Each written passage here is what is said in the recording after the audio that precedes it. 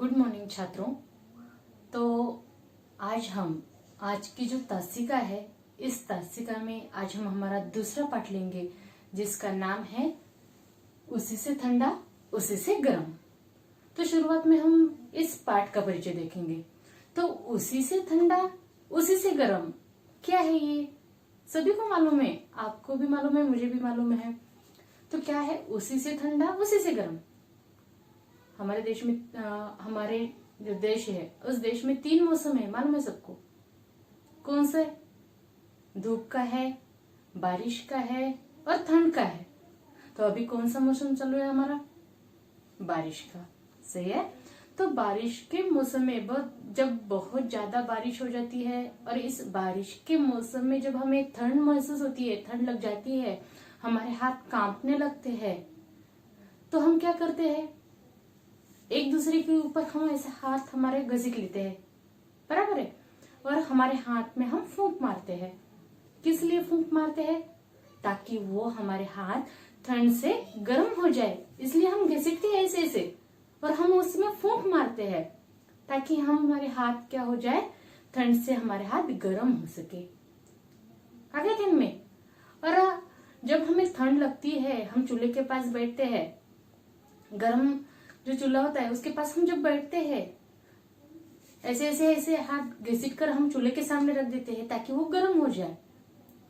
और हमें बहुत ज्यादा तब भूख लगी है, शायद बहुत ज्यादा हमें भूख लगी है और हमें कुछ खाना है, चूल्हे पर आलू उबलने के लिए रखे हैं या फिर खिचड़ी रखी हुई है और वो हमें झट से खानी है ताकि हमें बहुत ज्यादा भूख लगी है। तो हम क्या करते हैं, वो आलू हम डिश में ले लिया, वो खिचड़ी ले लिए, तो झट से हमें वो मुंह में डालते हैं क्या? नहीं। तो शुरुआत में हम क्या करते हैं, उसे उंगलियों से दबाते हैं आलू को और हम उस पर फूंक मारते हैं। खिचड़ी भी हमें खानी है, चावल भी हमें खाने हैं, तो क्या करते हैं, हम उसे फूंक मार मार कर हम खाते हैं। किस लिए? ताकि वो गर्म से ठंडी हो जाए। यानी ये जो फूंक मारना है ये क्या है, गर्म से ठंडी को कर देता है और ठंड को गर्म कर देता है। यानी कि हमारा जो टाइटल है, शीर्षक यहाँ पर दिया है, वो है उसी से ठंडा उसी से गर्म। फूंक मारकर हम गर्म को ठंडा करते हैं और फूंक मारकर ही हम क्या करते ठंड को गर्म कर देते। आगे ध्यान में।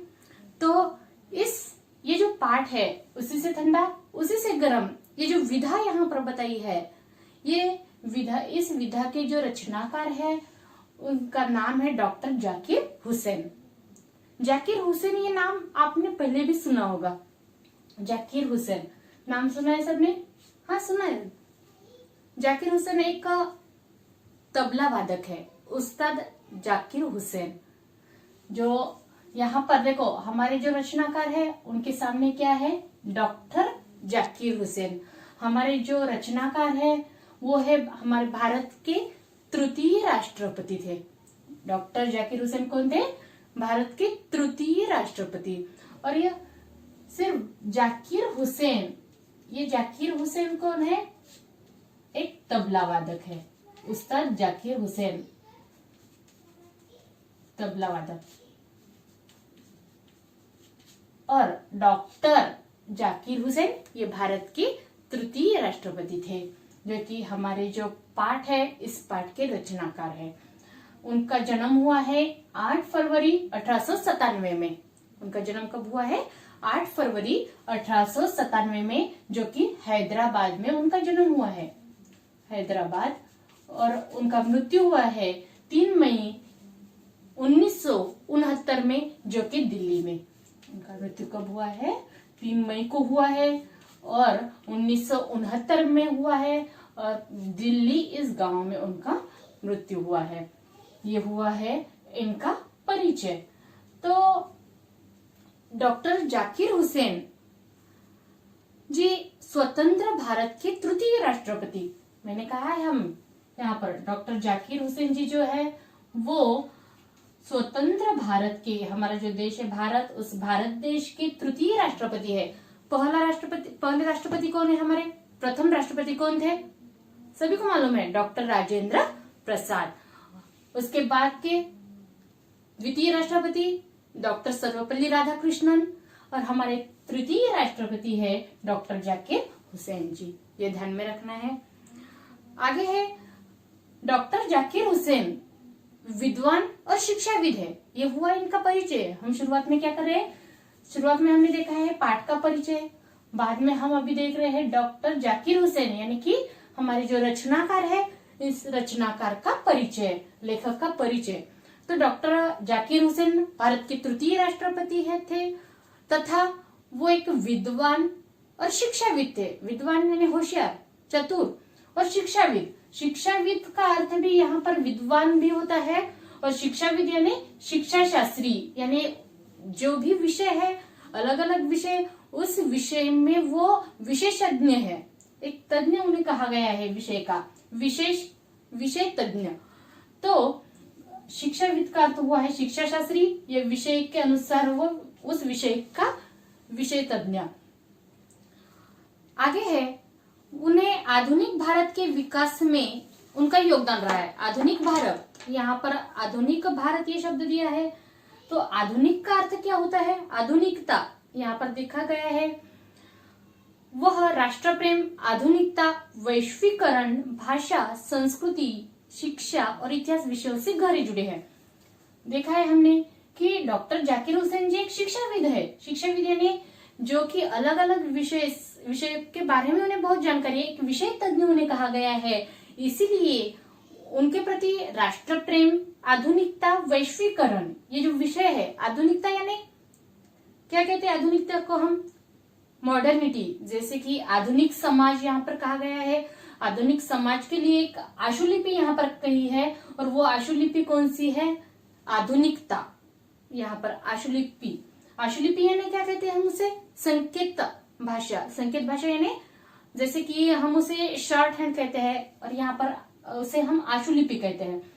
आधुनिकता जैसे कि आधुनिक समाज, मॉडर्निटी, मॉडर्न समाज। तो जिस विषय में उन्होंने शिक्षा प्रदान की है, अभ्यास किया हुआ है, वो है वैश्वीकरण, आधुनिकता। और वैश्वीकरण का अर्थ मैंने यहाँ पर लिख कर दिया है, वैश्वीकरण यानी भूमंडलीकरण। समझ में आ गया भूमंडलीकरण? नहीं तो देखो, भूमंडलीकरण यानी क्या, जिसे हम ग्लोबलाइजेशन भी यहाँ पर कहते हैं, ग्लोबलाइजेशन। तो मतलब क्या कि देखो, फॉर एग्जाम्पल पुस्तक में एक वस्तु यहाँ पर तैयार की है, हमने एक चीज यहाँ पर तैयार की है, और उसका हमें मार्केटिंग करना है। तो क्या करेंगे, हम उसे जो आजू बाजू के जो गांव है, उस गांव में हम उसे लेकर जाएंगे, तो उसे कहते, और उसकी बिक्री करेंगे, तो उसे कहते हैं वैश्वीकरण, भूमंडलीकरण, ग्लोबलाइजेशन। आ गया ध्यान में? तो उनकी जो प्रमुख कृतियां हैं वो है तालीमी खुतबत, लिटिल चिकन इन हरी, सियासर और मासियत, बुनियादी कौमी तालीम, अब्बू खां की बकरी और 14 कहानियां। ये हुआ है उनकी जो प्रमुख कृतियां हैं, जिन्होंने इस विषय पर अपना लिखन किया हुआ है। और आगे है ये जो विधा यहाँ पर बताई है, उसी से ठंडा उसी से गर्म, ये गद्य पाठ है। शुरुआत में हमने पद्य भाग देखा है, वो कौन सा था, हृदय का उजाला। आगे हमारा गद्य, ये क्या है, गद्य भाग कौन सा है, उसी से ठंडा उसी से गर्म। इस गद्य पाठ में प्रस्तुत ये जो विधा है, ये विधा हास्य कथा मानी गई है। क्या कहा है उसे, हास्य कथा। तो इस हास्य कथा में हमारी जो रचनाकार है डॉक्टर जाकिर हुसैन जी ने एक बड़े ही रोचक मनोरंजक ढंग से यहाँ पर एक बलिष्ठता की कहानी बताई है। बलिष्ठता, देखो एक नया शब्द आया हुआ है यहाँ पर, बालिष्ठता। बालिष्ठता मतलब, बालिष्ठता यानी हमारा जो अंगूठा है और हमारी जो तनिष्का है, इस अंगूठा और तनिष्का की जितनी लंबाई है उतने ऊंची के आदमी, उसे कहते हैं बलिष्ठता। उस इतने हाइट का वो आदमी, उसे हम क्या कहते हैं, बलिष्ठता। और ये जो कहानी यहाँ पर जो हास्य कथा बताई है, इस हास्य कथा में यहाँ पर एक लकड़हारा और एक बलिष्ठ की कहानी यहाँ पर कवि ने एक लेखक ने यहाँ पर बताई है। इस कथा के माध्यम से लेखक ने हमें एक प्रेरणा दी है। वो प्रेरणा कौन सी है कि किसी अपरिचित को न सताने के लिए कहा है, किसी की हंसी न उड़ाने के लिए यहाँ पर कहा है, किसी पर पत्थर न फेंकने का संदेश हमें इस कथा के माध्यम से डॉक्टर जाकिर हुसैन जी जो हमारे रचनाकार है, इन्होंने हमें इस कथा के माध्यम से दिया हुआ है। ये हुआ है इस पाठ का परिचय, लेखक का परिचय। और ये जो शब्द मैंने आपको बताए हैं, ये शुरुआत में आपको अपनी कॉपी में लिख लेने हैं। धन्यवाद।